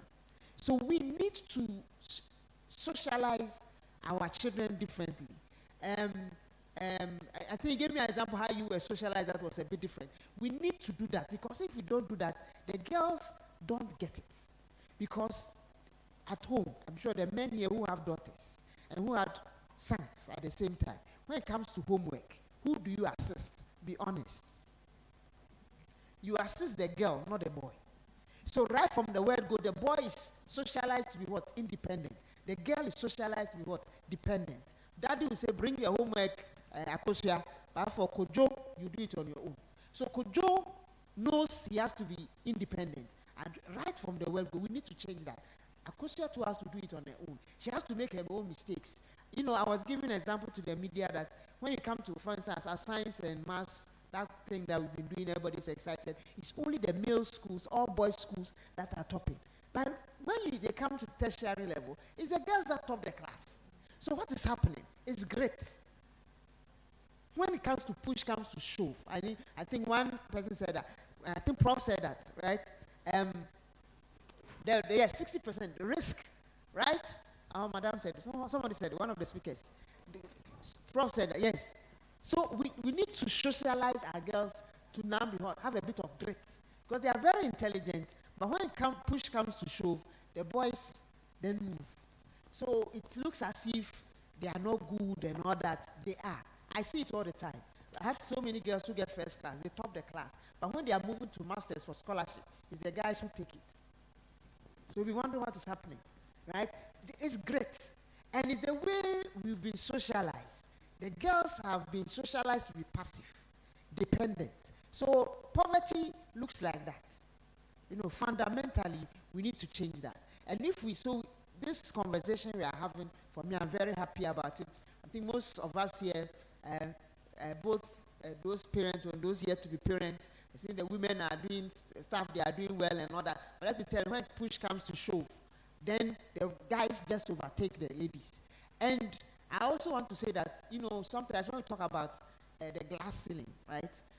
Women getting to positions, you know, we don't say it. We are sitting here, Prof, for saying that thing very nice, young women, and, you know, in practical sense, when we get there, you know, it's before you realize you are hit with a wall that you were never told. It happens. You know, there are few men who are very liberal, who will encourage their wives, their girlfriends to move on. There are some men, they are telling the women to move on because they know they will fail. So they are okay with it, move. You know, you feel, oh, advice, okay, right? But then, if they are now getting the same pay as they are getting, who is the head of the family? These are practical things. I teach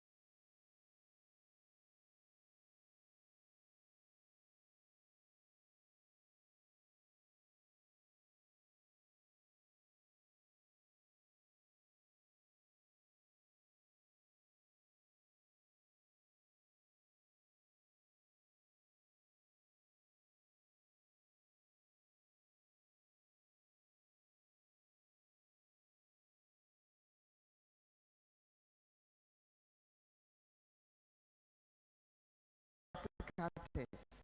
Who is the head of the family? I earn more than you earn. I'm the female. I'm earning more than my husband. Who is the head of the family? Because at church we were told when we were getting married. The Chimamandes, feminism for all and all that, people have challenged Western-centric writings. And it's important that we redefine the problem. And that will lead me to the question about who is funded. Gender is about privileges and opportunities. And so the way you define the problem has implications for who wants to support you. Because the West usually would want to be seen as doing a certain kind of favor to, if you like, most African countries. So the definition of the problem has been confounded. Basically, what I'm saying is that funding for gender discourse has become a money venture. That's like it or not. It's become a field where people are scrambling for. And so seeing and defining Africa as having a problem, definitely people will want to fund Africa. And if you look at the partnership, usually it is some Western European guy who is partnering with some small researcher in some African university to produce data, a data that in itself is confined. So I was so happy when I heard the UN representative talking about data production. Because if we don't get the data right, we'll be sitting here and be arguing and redefining the problem. And so the question is, we need to go to the fundamental issue. What really is the problem? So once we redefine the issue, then our governments will find it interesting in putting their mouth where their money where their mouth is. It's important. So the data is the issue. The issue is that culturally, our cultures empower women. There is no single African culture that disempowers women. You may have outliers. Outliers as in exuberance, patriarchy, exuberance cultures, exuberance belief systems and practices. And that is why I'm so happy when Professor Manful raises the issue about the practicality of the problem that we have. The real issue is that gender is about power. And so long as it is about privileges and power, our data will be confounded. And people will always want to make money out of it. And so we really need to redefine the problem. And so long as we redefine the problem, I feel that our leaders will see value in why they should, for example, put money into redefining what it means to say empowerment or disempowerment. Okay, this is going to be my last question for all of you. I know a lot of you would like to make interjections, but the point is we have to go and eat. So my last question to all of you will be on the issue of recommendation. I'll start with UNDP in relation to the fact that, for example, the Ghana Poverty Reduction Strategy, which was put together through the UNDP, ILO, and of course the government of Ghana, there was so much excitement that this sort of policy or program was going to really work, to really reduce the poverty numbers. There's been several interventions. Quite a number have not worked, and some have worked. Which particular one should we, for example, be replicating so that we can move at a faster pace, especially when it comes to rural poverty for women and for the youth? All right, thank you. So when I was sitting there and then I think the speeches and the presentations were going on, I think one of the presenters or speakers had mentioned about what worked and what did not work. And I think in collecting data, connecting it with the data issue, it's important for us. A lot has been done, a lot. From government, from development partners, civil society, a lot has been done. And it will be important for us to look at what has worked and how can we upscale what has worked. I think that especially with rural women, the data even from Statistical Service tells us that more than 60% of them are in agriculture, for example. And about 80% of them are in vulnerable employment at the rural area. Now, when it comes to agriculture, how, and especially these days that we have climate change, how do we support them with interventions, investment in giving them productive resources? The issue about land, we are supporting some rice farmers in the Volta region, in some community in the Volta region. And one problem these women rice farmers are facing is that when they are given a land and the land seems to be fruitful, when they harvest, the following year, the landlord takes back the land from them. So even having that sustained production becomes a problem.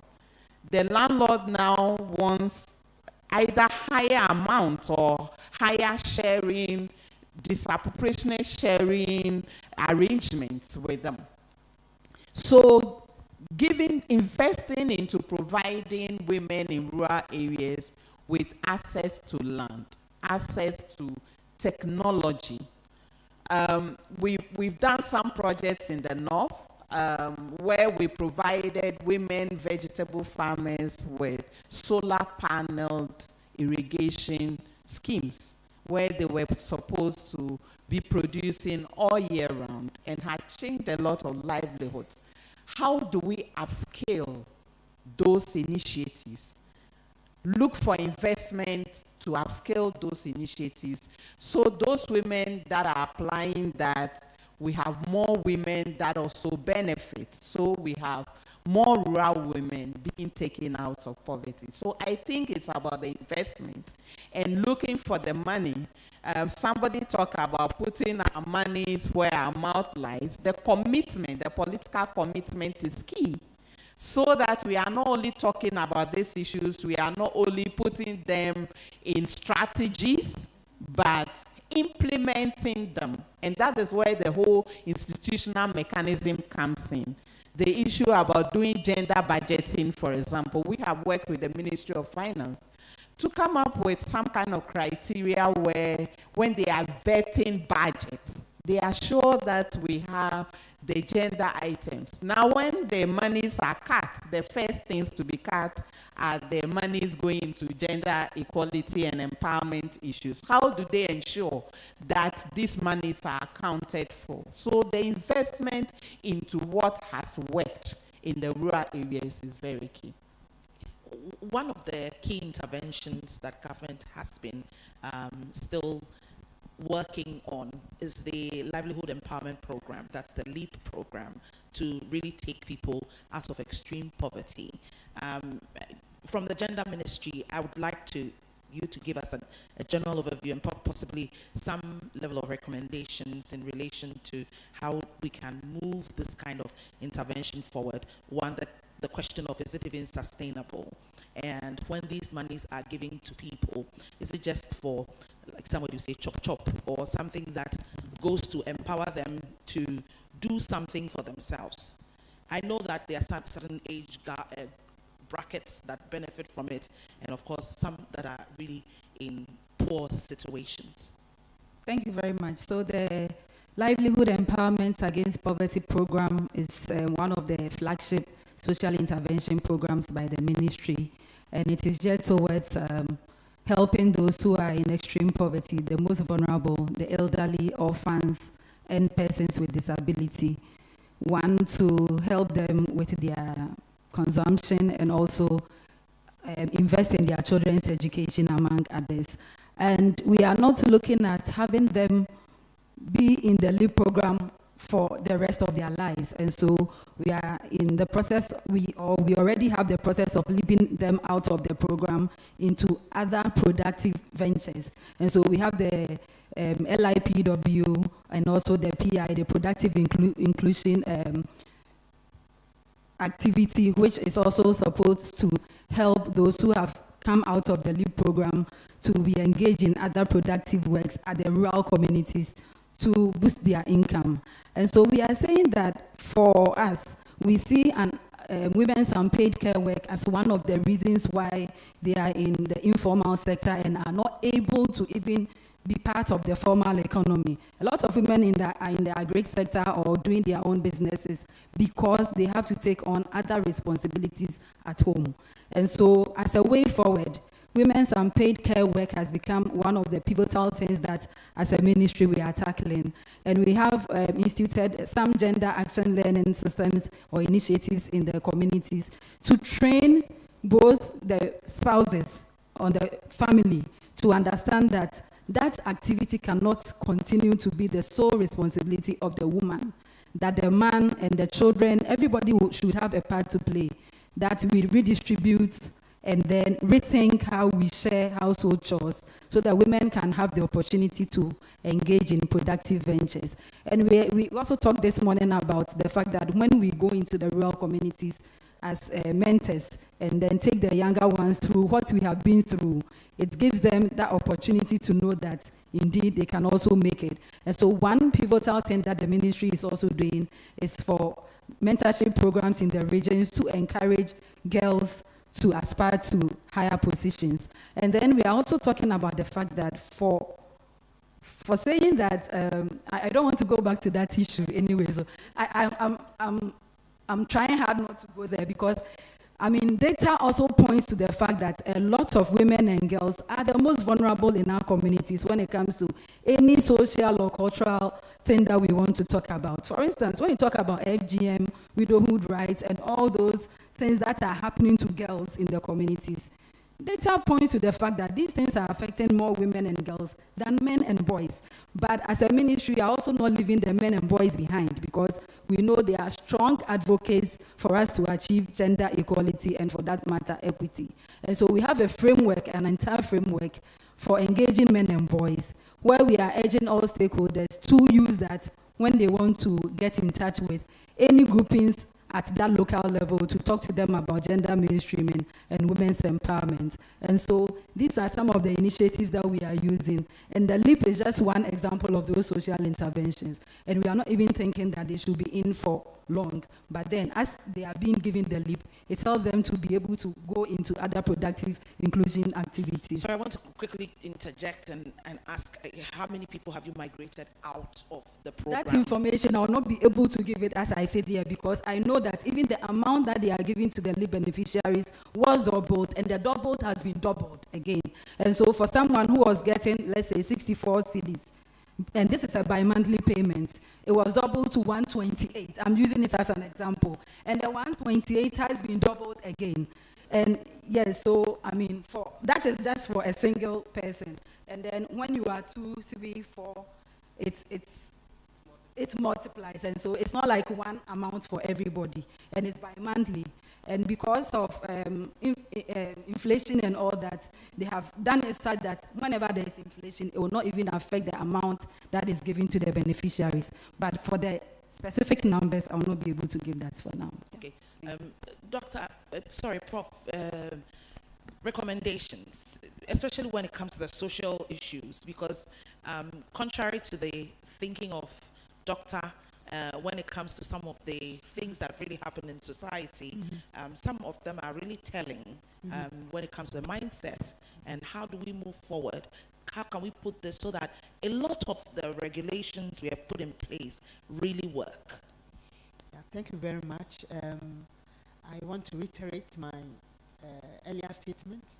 So for instance, I think Dr. Chair said that when we talk about poverty, is the face of a woman. And actually, are men not poor? Men are also poor, but it's the face of a woman. In the same way, when we talk about unemployment, it's the face of a young man.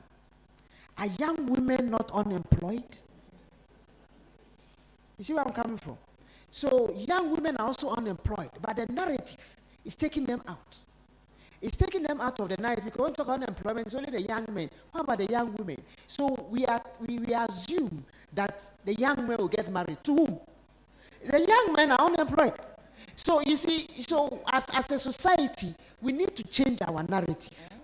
And then 2, we sit here and talk about the poor women, and we are looking at the rural women. Let me tell you, I think, I don't want to say the percentage because we have more urban areas than rural areas now. So now we have to look at the urban poor. And the urban poor are educated, skilled men and women. So we need to also look that we need to change our narrative. What we are doing, unemployed, and we are only looking at the men. What about the women? Educated, we have what do they call themselves? These graduates, that unemployed graduates, and they are all men. No, there are women there who are also skilled and unemployed. So we need to also look at that, and I don't think they are going to get married. And my question is to whom? Because you marry in the same, we marry from the same pool. So for instance, when girls, we are encouraging the girls to go to school, we shouldn't forget the boys. Because other than that, we will get lawyers who will marry janitors. Because we love the boys. So we need to let them go hand in hand. So my recommendation, because we have the ministry here and they are talking, I didn't like what the ministry also said women and youth. So I'm wondering, girls are not youth, or who are the youth? Boys are not youth. I don't understand. You get me? When you say women and youth, so I was wondering who are those in the youth bracket? Yeah, so don't say it like that. If you say women and youth, my question is, okay, are we leaving the boys out? Yes, so okay, I'm just trying to, this is me thinking like that. So we need to change our narrative. We need to focus on, yes, whether Doc likes it or not. Doc also has to be in this space. We talk about women, we leave the men. He is one of the few who is championing the cause of men. This morning, for instance, when the light went off, I realized that next door is talking about women. Then there's another conference about women. So what about the men? I want to also throw in this. Now I'm supporting, we'll argue later, but there was a time I was with, KNUST, science-dominated engineers, and I was telling them men are vulnerable. They told me, men are not vulnerable. It doesn't happen. You see, so as a country, we need to change our narrative. We have men who are vulnerable, and then we have women who are also vulnerable. So it's just that we have more women who are vulnerable than men. That one too is a fact. We have the data to support. Yes. So for me, I would say that all the things that the ministry are doing is very nice. We should continue.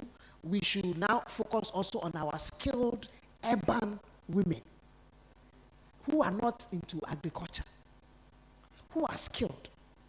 But they're skilled, they also need to be empowered. When we talk about entrepreneurship and all that, we need to guide our young ladies who are completing the universities what to do. So we need also to help them, whilst we are helping the boys at the same time. That will be my take. Thank you. Thank you very much. Doctor, recommendation, but there was something you said in the shea butter space that I was very much interested. Maybe you can just add something little, and then when we are off, we can have a conversation.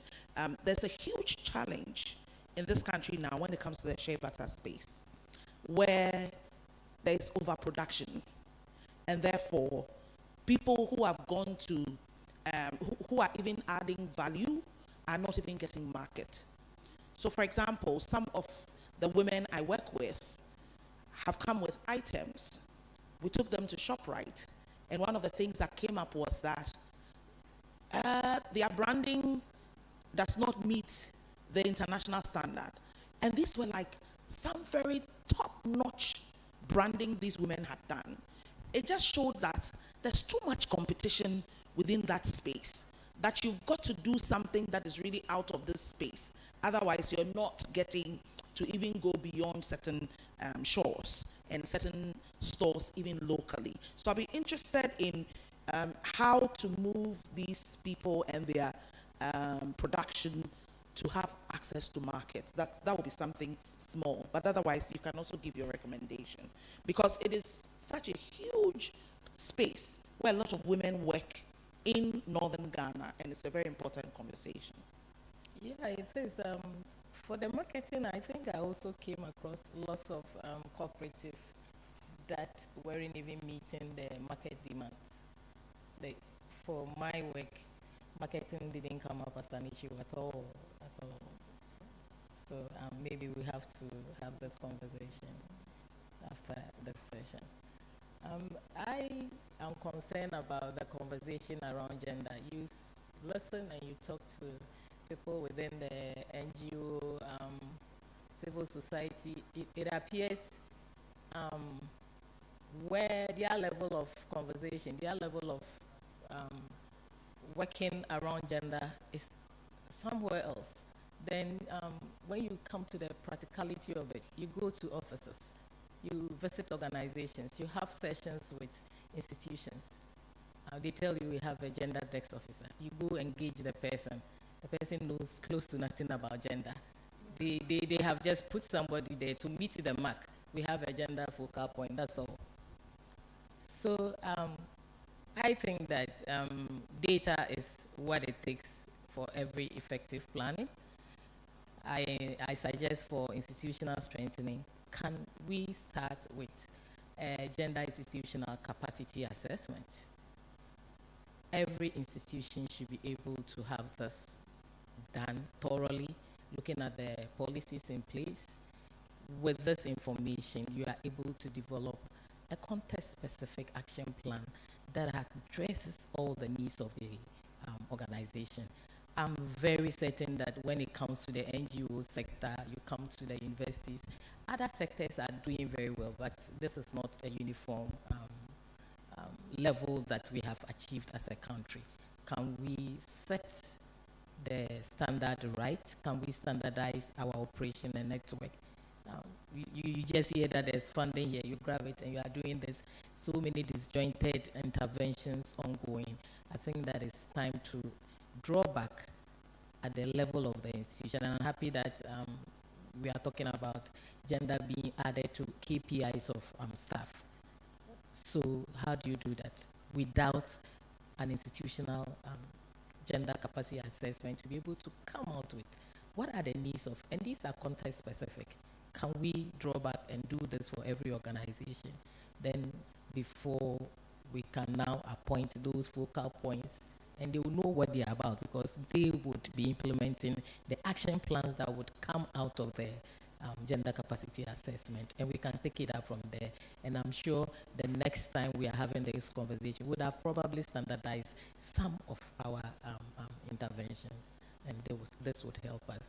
That's adding to this conversation about gender poverty being the face of a man and men being vulnerable and all of that. I think that my observation, readings, and other sessions that I've had, I was listening to a documentary from Kenya, and they were talking to these old folks in the village to the capital. And the villages were there with only the old men and all of that. So after the documentary, I was asking myself a lot of questions. What is it that we can do to support men in their old age? Because at that age, that is where all the gender concerns catches up with you. Where I come from, where born, bred, and battered in Tamale, the fact that you are picking the bucket to draw water for your own self can give you BP. As a man. These are little things that the power to nourish yourself shouldn't be given to another. And I think that after COVID, we should have all learned some of these petty lessons to empower ourselves. So as we journey along and we are having this conversation, I think that men, we can't do without you, you can't do without us. We need to grow all together. How do we ensure that you are able to carry some of these skills with you as you age and you are doing these chores? It does not shoot up your BP. It does not give you any condition, but it's just part of life, and we live long together. Thank you. All right, so thank you very much. Doc, just a quick response to some of the issues that you've raised. And so from where I'm coming from, the Office of the Head of Civil Service, as I did indicate, in charge of all the ministries and the departments. So In recent times, we sat back and realized we haven't done so much when it comes to gender and its implementation. In the past, we had it in the Chief Director's Agreement, but I remember I used to work in the directory that was working on it, and we go to a particular a Chief Director, and then he will say that, oh, I have nominated Vera as my gender desk officer. And then we'll mark the person as yes, it is okay, the person gets the scores, and the person maybe is placed first or something and is adored. All right, so, but we realized that no, this is not getting us anywhere. And so to support what the ministry is doing, the OACS, with the leadership of the head of service, got some funding, and we have done this gender gap and capacity assessment that you've talked about.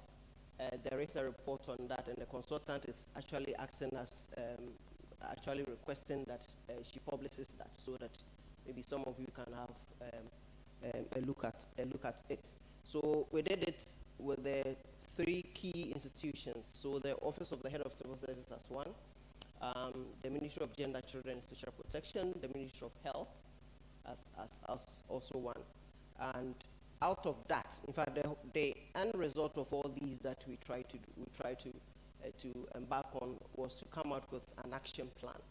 And so each of these institutions, so because the 3 institutions were used as the pilot, the Chief Director's agreements are being reviewed, all right, to have in, they are now going to say that we are developing an action plan, a gender action plan. And as I sit here, I am the person in charge of the Chief Director's agreement, ensuring that the action plan for the OECS is actually functioning. We have started a whole lot of things that we are doing. And I believe strongly that the ministry has also started, the Ministry of Gender, Children and Social Protection, and the Ministry of Health. I see the gender desk officer sitting here. And so gradually we are getting there. We are piloting these with these 3 institutions this year, and we are hoping that we'll roll it to all the other institutions, so the remaining 20-something ministries will also have the agenda action plans.